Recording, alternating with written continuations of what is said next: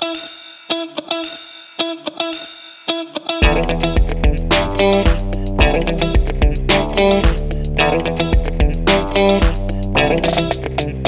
Conversation.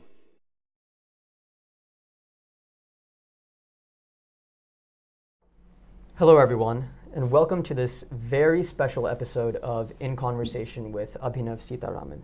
Joining me today is Professor Kian Tajbakhsh, Iranian-American scholar, social scientist, international expert in urban planning and local government reform, and a member of the Committee on Global Thought here at Columbia University. He's the author of two books, The Promise of the City and Social Capital, Trust, Democracy, and Development. He's also published numerous scholarly articles as well as essays on cinema and culture in Iran and India.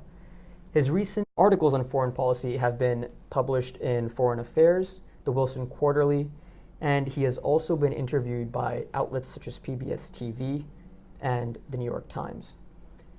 But there is a whole new dimension to the life story of Kian Tajbakhsh. He was arrested twice in Iran, the first at his home in Tehran on May 11th, 2007. After 5+ months of incarceration, he was released on September 19th, 2007.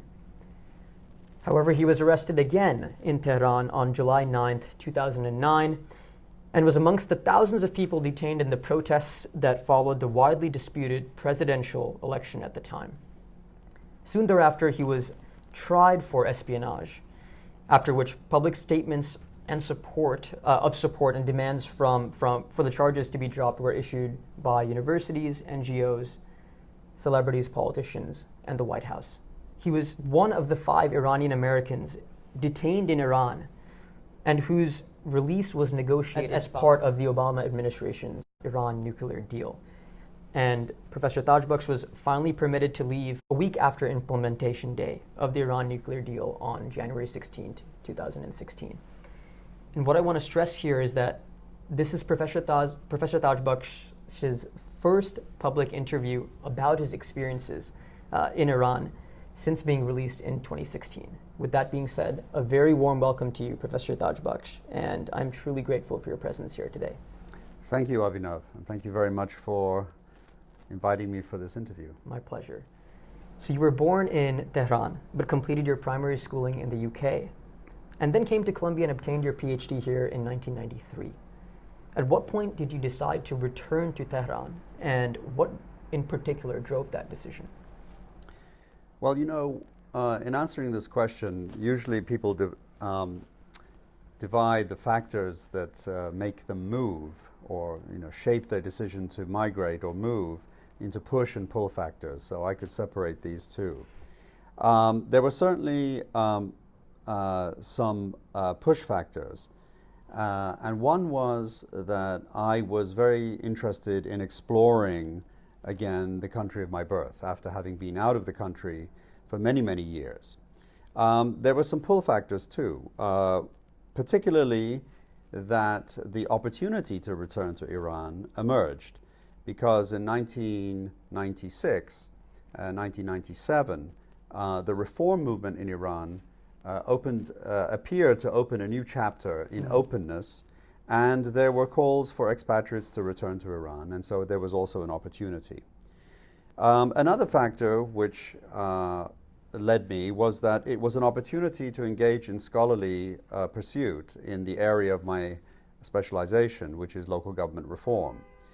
Iran was just about to embark on a very significant reform initiative, which was holding elections for city and village councils for the first time in its history, and it was a unique opportunity for me to study that.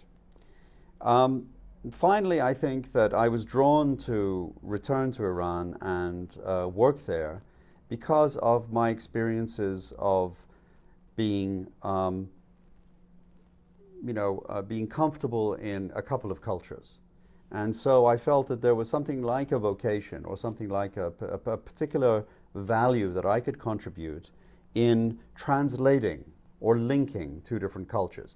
Maybe building bridges is a bit too much, but we can talk about that a little later. So those are some of the factors that drove me to go back to Iran in the late 1990s, in the in the second half of the 1990s. You were one of the Iranian-American dual citizens who was arrested and detained for years in Iran for allegedly engaging in activities against national security. Can you briefly take us through these years of your life in Tehran immediately before the initial arrest, and how exactly you came to be arrested for a second time? As I mentioned, when I returned in 1997 for the first time, I think it was 1998 actually, for the first time after a gap of many decades, it was for purely personal reasons. Okay. What happened is that I soon discovered that, and I also mentioned this earlier, that because Iran was about to engage in this very large reform of creating an entirely new tier of local government in Iran, and that it was my area of specialization, I would like to study that. So I applied for a sabbatical funding, and I received the sabbatical funding to go to Iran, and I went there for 2 years to start this research. It was during those 2 years that I met my current wife, and so that was one more reason, a personal reason to stay, particularly since she was working and also had lived in Tehran all her life.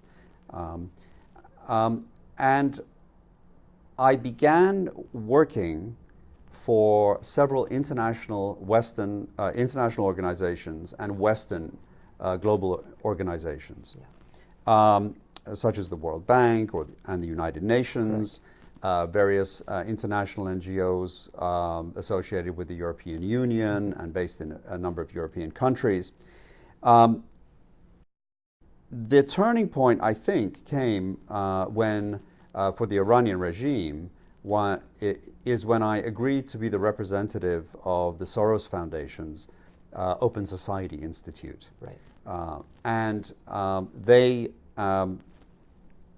this range of work, although it was focused on development, it was also it did emphasize the capacity building of democratic actors inside Iran. So really it was the Iranian regime, or Nizam as they like to call them, the political system inside Iran, right. They viewed the work that I was doing for all these international organizations, but primarily for the Open Society Institute, as promoting an alternative political system. And their interpretation was that if this agenda succeeded, it would in fact bring about a transformation, a structural transformation of the political system in Iran, and hence the accusation that it was a effort undermining national security, because it was and you know, the Iranian leadership was not mistaken really in that respect, because a promotion of a liberal, secular democracy is qualitatively different from the political system that is currently in place in Iran.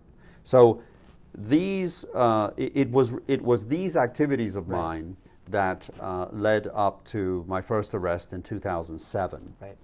So and in 2007, the Iranian state decided that it would push back vigorously against representatives of Western democracy promotion efforts. And I was arrested along with 2 other colleagues that were also engaged in that sort of, in those types of activities. And so that was 2000, and that led up to 2007, and that really was the first shot across the bow, so to speak, of the Iranian state against really pushing back against Western democracy promotion efforts. Okay. What were the conditions of the Iranian prisons that you were placed in? Were you optimistic of a release when you were incarcerated for the first time, or did you really think that this may be it? Well, it is very shocking to be arrested, particularly if you are simply an academic and your experience has been quite sheltered. Right. But when I was arrested in 2007, I was placed in solitary confinement, and that is a small room, and you are locked in that room for 23 hours a day, and it was a fairly, high security wing of the Iranian prison system, and the conditions of the prison. I mean, you can imagine. I mean, there were no. It was a very simple room. We slept on just a blanket on the floor. I mean, of course, when you ask about conditions of prisons, it's important to ask compared to what. And I don't have much of a comparison, but for me, it was mostly the psychological pressure and the emotional pressure and terror, in fact, sure. And fear of being incarcerated in solitary confinement and being accused of such very dramatic crimes. So it was really the pressure that really, posed, the most, the greatest kind of pressure on me.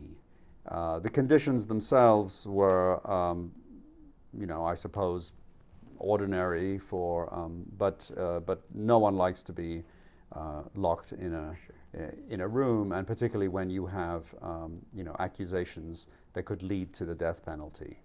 For sure. When you were arrested for the second time, were you placed in the same prison as you were the first time, or were they two different ones? It was in the same prison compound. It was in a different part of the prison compound. I was also in the first arrest in 2007.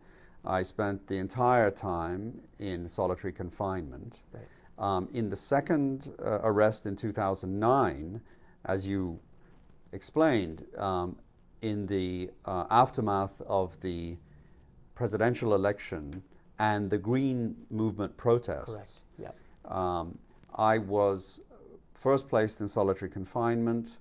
I was there for about 5 months, and then I was moved into a larger group cell with other prisoners, political prisoners, and I was there for about 5 months. Okay.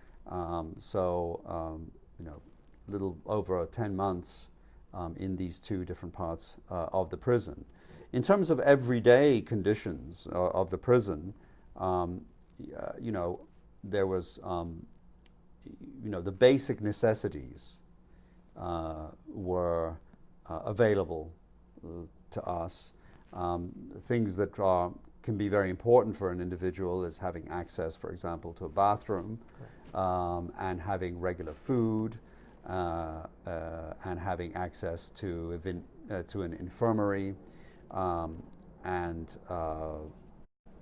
having half an hour of daily walks outside.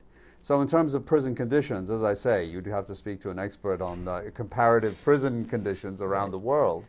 But again, in terms of the sort of the basic infrastructure, what was really concerning was really the emotional distress that I felt and my family felt, and that I felt for my family.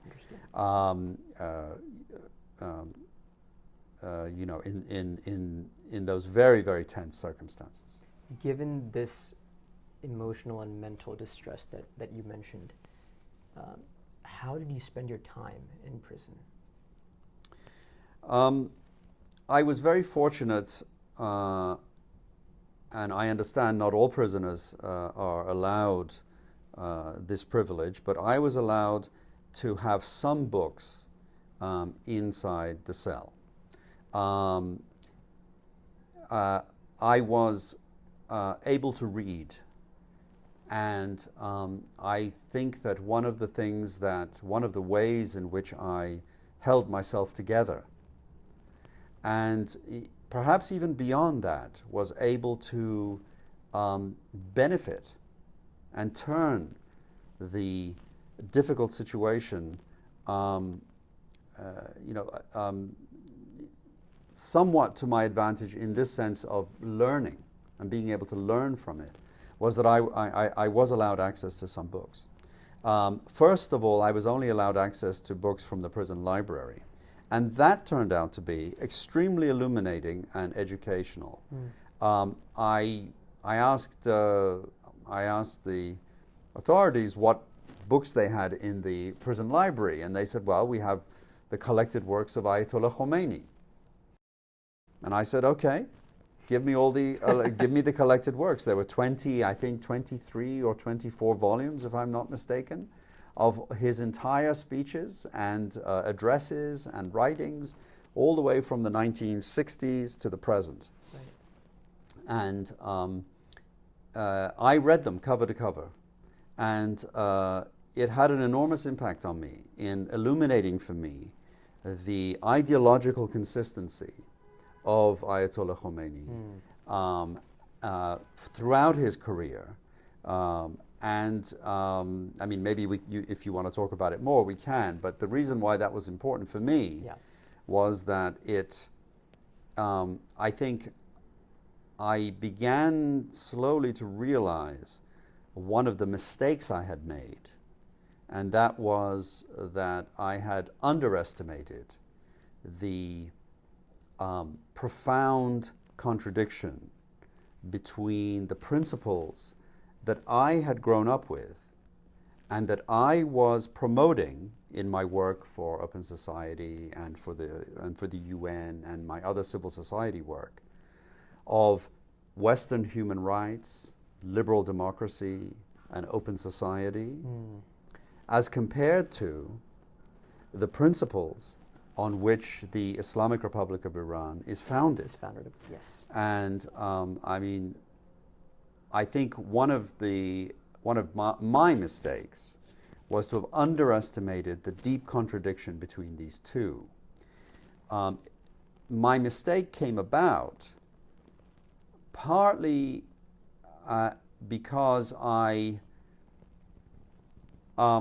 accepted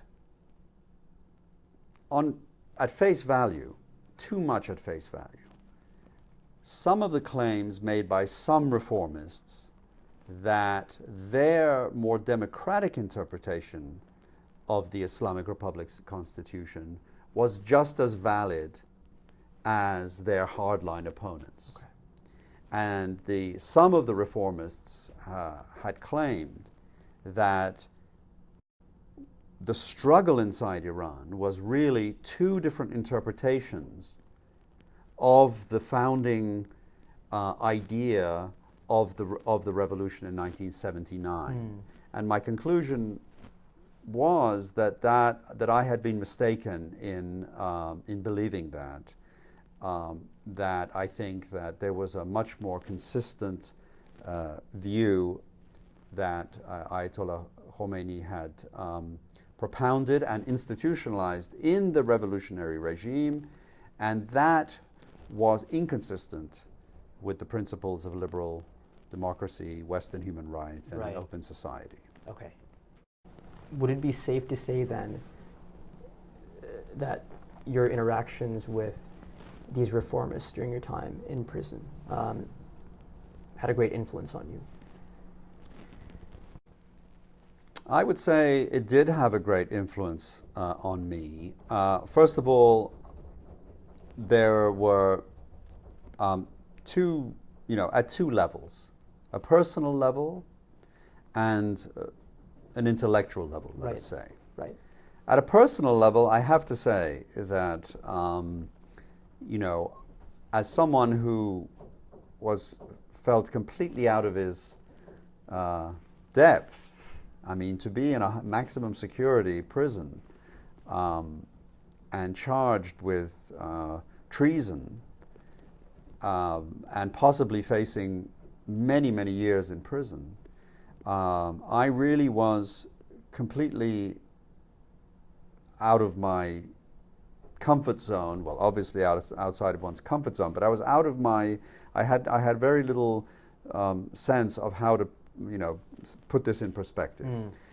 The men that I met inside prison, the fellow prisoners, and I should say, some of the interrogators,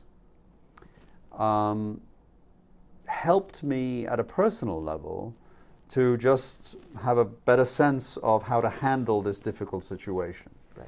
So I was very impressed with them at a personal level.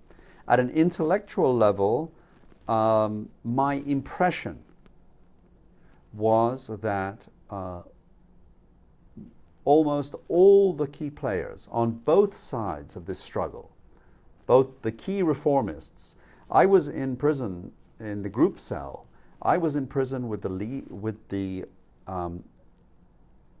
leaders of the reformist parties in Iran, almost the central committee of the two main reformist parties inside Iran. My impression of them, and also of the interrogators and the representatives of the authorities, was that they were all deeply sincere in what they believed. And I was very impressed with that. They were deeply sincere, and I think they believed in what they were defending on each side. Of course, the reformist position was a bit controversial because, on the one hand, they claimed that they were staying true to the original message of Ayatollah Khomeini, Right. but at the same time, they also admitted that they had shifted ideology quite significantly to push the model of political Islam towards a more democratic, more democratic direction. How they reconciled that was hard always to understand, but I think they were sincere in their attempt to reconcile these, and as I say, I think what I found is on the other side, most of the representatives of the state, not all, but most of the representatives of the Iranian state that I met were also sincere in their beliefs. So I think they all impressed me in those various ways. Okay. Take us through your eventual release in 2016. What were the events that led to this event? And this time, of course, the release was for good. And what sort of emotions were going through you at this point? Well, I had been convicted in 2009. I'll just go back to the conviction. Right. In 2009,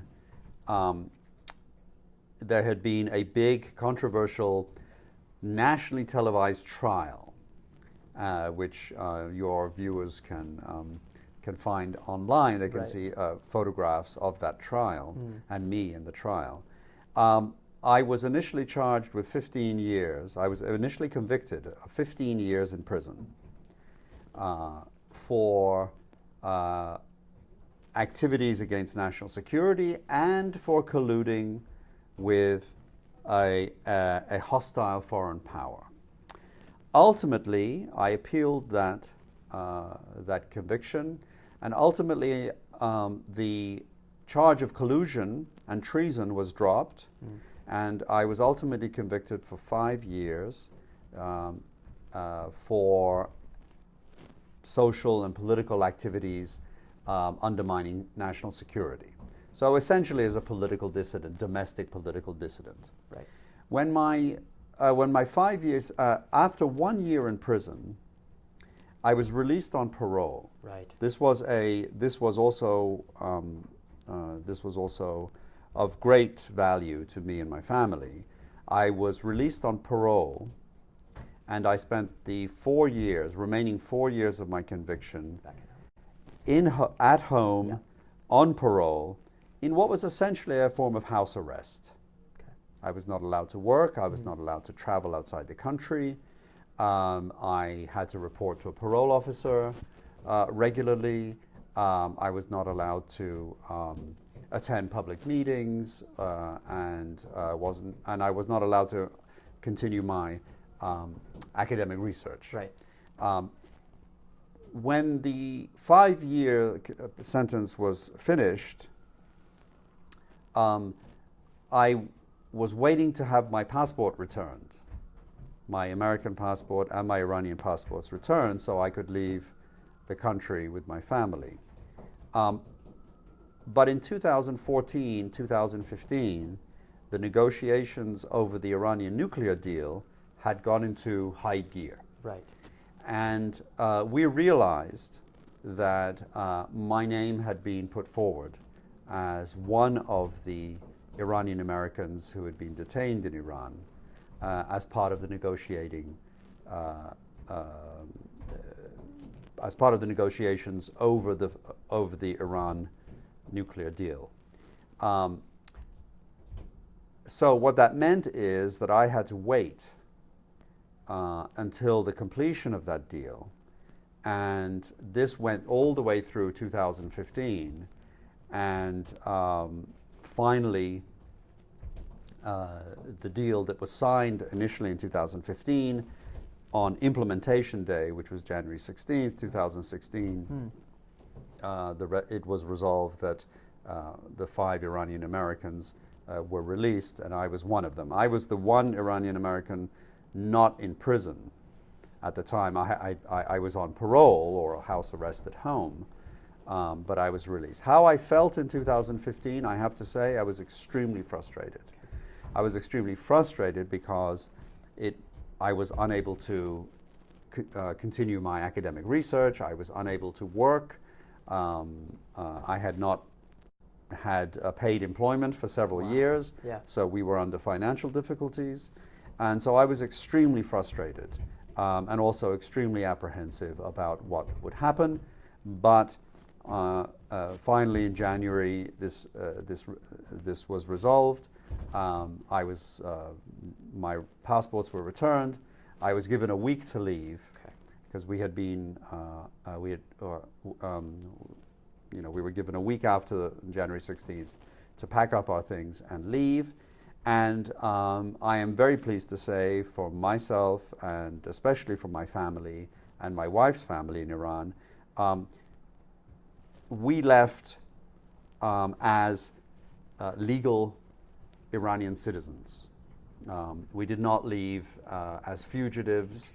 We did not leave in any illegal way, and so I had done my time, so to speak. I had made in the eyes of the Iranian state, I had made this mistake. I had paid the price, and now we were, my sentence was over, and we could be citizens in Iran legally. So we left legally finally in January of 2016. Okay. And from all of this that you've mentioned, what would you like for us to remember from your life experiences so far?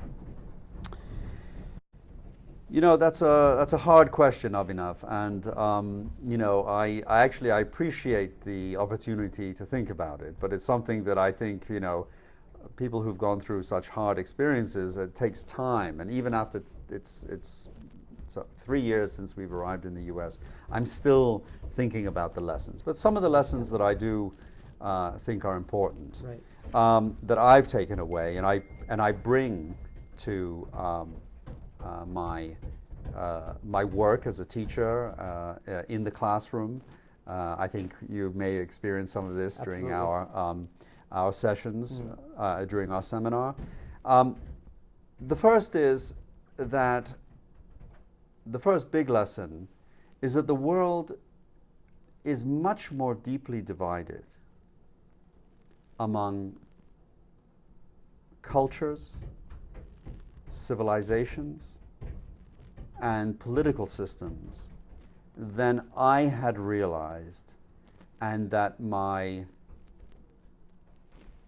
upbringing in the West had led me to believe. Growing up in a liberal, secular, privileged milieu, in which cosmopolitan values and the ideas of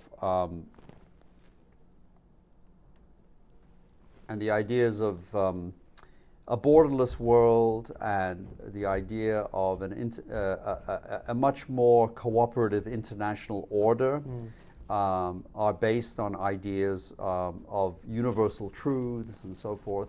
I think they are very important, but I think that I had underestimated the extent to which they don't really obtain everywhere in the world or even today. As you know, the nationalism is a profound and powerful force throughout the world. Absolutely. And so I think one of the first lessons I learned was that to be much more aware and to recognize that nationalist sentiment, civilizational differences, cultural differences, and as they are translated into political systems, such as in the Islamic Republic of Iran, or maybe in a system such as China, or maybe in other countries, really do impact the lives of millions and millions of people and do shape international relations and the relationship between peoples much more than I ever thought. So that's one of the main lessons that I learned. Another is that as scholars or researchers or students or even citizens traveling around the world, it's important to be aware of these differences as you try to negotiate either projects, jobs, diplomacy, in whatever field you may be in. I think it's very important to be much more aware of these differences than we are typically taught to be aware of. Now, that doesn't mean that it's not important to strive to build bridges across cultures, or that it's useless to try to seek our common humanity. No, I think those are valuable goals. Okay. They're goals we should pursue, but I think they should be tempered by a realism that that the world speaks in many different languages, speaks in many different languages, and that countries are big, messy, coherent things that are very hard to move away from its sort of historical coherences sometimes. They have an identity. So this isn't a defense of identity politics, it's just simply a recognition of what appears to be a very perennial and very persistent role of these kinds of cultural identities and how they translate into political systems. Finally, the third lesson, I think, is at a personal level. And that is, I say to my friends, and I would say to my students, and I would say to my own children and members of my family, if you wish to engage in international projects which do bring you into contact with political systems, cultures, or civilizations which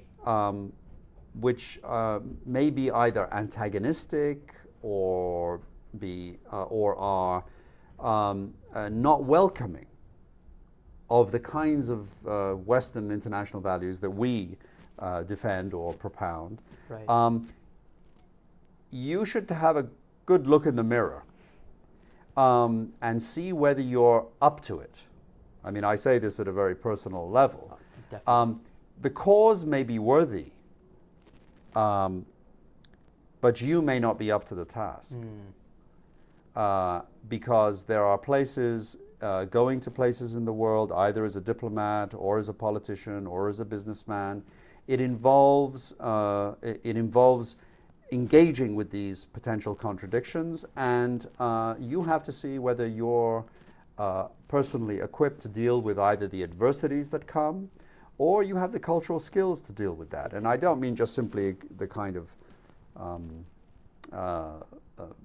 skills sometimes taught in the corporate sector about how to deal with that, but that is also part of it. But I mean, it's not only that.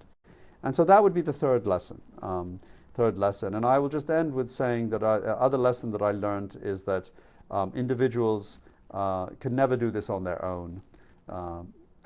My wife was the great pillar of our family that supported our entire family throughout this great, terrible ordeal that we went through. And it showed me how important family is and how everyone needs support, and that we thrive through that kind of support. Absolutely, beautifully said. And from here, I want to transition on another note to your work in urban planning, specifically the governance of cities, which we discussed for a period of time in our class last semester. We have seen the exponential rise of cities around the world over the last few decades, with cities gaining worldwide prominence and power. Is it safe to assume then that as of right now, cities are headed towards global hegemony over states? And basically, in other words, do you think cities are or are becoming the new states? That's a very good question. My simple answer to that, the short answer is no. Okay. I think that cities are clearly becoming much more prominent actors on the international scene in a range of governance issues, especially around climate change. We've seen associations being formed, organizations and alliances of mayors and municipalities and local governments. These are new actors in the last 3 or 4 decades that have emerged, and this is something quite new, and we will have to wait and see the impact that they will have. But the fact that they are present now in a way they have not been before is something that is hard to deny. In my view, cities and nation states will be collaborators in what we might call a division of labor. Okay. I don't see much cogency to the idea that cities will supplant nation states. There are some proponents of this idea, but as we talked about earlier, nation states are the way in which this multiplicity of peoples around the world organize themselves on the territory of the earth. Yes. And that seems to be a perennial aspect of human society, that we organize ourselves into some form of collective, and that we agree to abide by some form of common rules or code, which we commonly call a political community. It's hard to envision those different groupings going away. And if that's the case, then all cities would do would recreate the same kind of systems that states recreate. They would need to fulfill the same function that states fulfill now. The functions are not going to go away. Right. The functions of security, of collective decision making, of some form of collective sense of identity, because because we know that human society requires some forms of cohesion, and it cannot dispense with aspects of obligation, of trust to other members of our community, and we have not found a way yet to make those bonds of solidarity operative at a planetary level. And so if there are going to be different groupings in the world, we might call them nation states. And I think that, this doesn't mean nation states have to have one simple form. All it means is that there is some relatively culturally recognizable community, and it has a political system which it uses as its sort of central command system. Another form may be civilizational states. It might be civilizational states, but it's still a sort of it'll be a unit below the level of all humanity. Okay. Now, cities, I think, will increasingly be charged with looking after and innovating on a whole range of policy issues. But I see that as a very understandable division of labor between big nation states, which will take care of, will be forced to continue to take care of issues such as security, perhaps immigration, large-scale trade issues, maybe financial issues within that state. But there is a whole range of other issues having to do with climate change, land use, management of internal migration, infrastructure needs, which is a huge need throughout the world. Yep. And there's no reason why states should have to be involved in building roads or figuring out the best forms of public-private partnerships to attract investment to fill the huge infrastructure gap that we face in the world today. Definitely. So what I see is a very fruitful, potentially the best model would be a fruitful collaboration between cities and states on the model of a division of labor. Wonderful. You often state that you are a friend of India. What draws you to India in particular? I am indeed. If there was a second country that I would like to call home, it would be India. I spent many years in India as a student when I was finishing my graduate work, and I had a great number of friends. I'm attracted to India for a number of reasons. I find it, at a very personal level, I find it astonishingly alive and vibrant society. And I am very impressed, as are many other people, by the pluralism that Indian civilization represents. It is certainly an important model for the world. The world would be much poorer without the model of pluralism, religious pluralism, cultural pluralism, linguistic pluralism, and indeed political pluralism that the best, that India represents at its best. And I'm somewhat concerned if I hear reports that that pluralism is being diminished or is diminishing. But I think that it's a very important part of India. It's a lesson for the rest of the world, and I enjoy traveling around India in the winter months, I should say. In the summer months, it's quite unbearable. It's very difficult. For sure. But there's something very alive, and there is something very. I think it's very.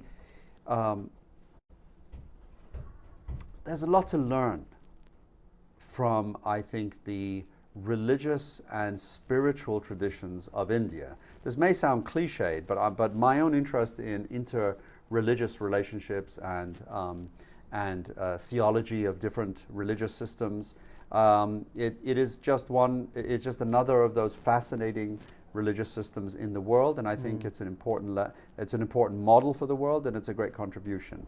And so, I try to keep up as much as I can with Indian affairs. In fact, I mentioned I just returned last week. Ask you, From India. I was very honored to be invited to give a keynote lecture at a conference commemorating the 150th birth anniversary of Mahatma Gandhi.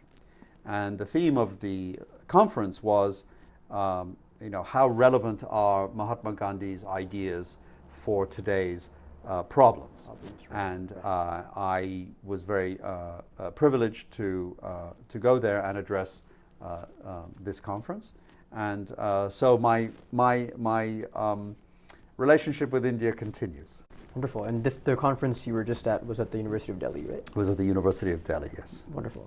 And what would your advice be for youth looking to pursue careers in urban planning? I think it's important to recognize that we are entering a period of what I call peak urbanization. Demographic projections of the world's population indicate that over the next 200 years, or maybe 100 to 200 years, the Earth's population will plateau perhaps at no more than 10 billion. 10 billion, right? Yeah. 10 billion people. And by the by the end of the next century, or shall I say, in 100 years' time or so, maybe somewhere between 5 to 6 billion people will be added to the urban population of the world. Right. And so that means that by the time the population of the Earth plateaus at around 10 billion, maybe 80 to 90% of the entire Earth's population will be living in cities. So we are at the cusp of this period of peak urbanization, which most of it will happen during the next 100 years. Now, from an urban planning and infrastructure point of view, you should realize 100 years is not a long time. It's not. If you think about how long it took to build the Second Avenue subway here in New York, which I think was somewhere in the 25 years. So that's, that's 4 subway lines, and so it's not a long time. So for people who are, so there are huge opportunities in the entire range of disciplines now related to the growth of cities. This includes in the areas of design, in the areas of engineering, business, technology, artificial intelligence. Absolutely. And in the policy disciplines of political science and in economics. I think that we are also currently in a very exciting period where we have very recently experienced what doesn't happen very often in the intellectual sphere, which is that we just experienced a revolution in urban economics, or sometimes called the new economic geography. Right. There are fascinating new theories and which have come about only in the last couple of decades. Huge advancements in our understanding of agglomeration. And now this may sound very technical, but agglomeration is just simply people bunching up together. It's the science of proximity. Right. And around the science of proximity, there is much to be understood, much to be studied, and much to be managed.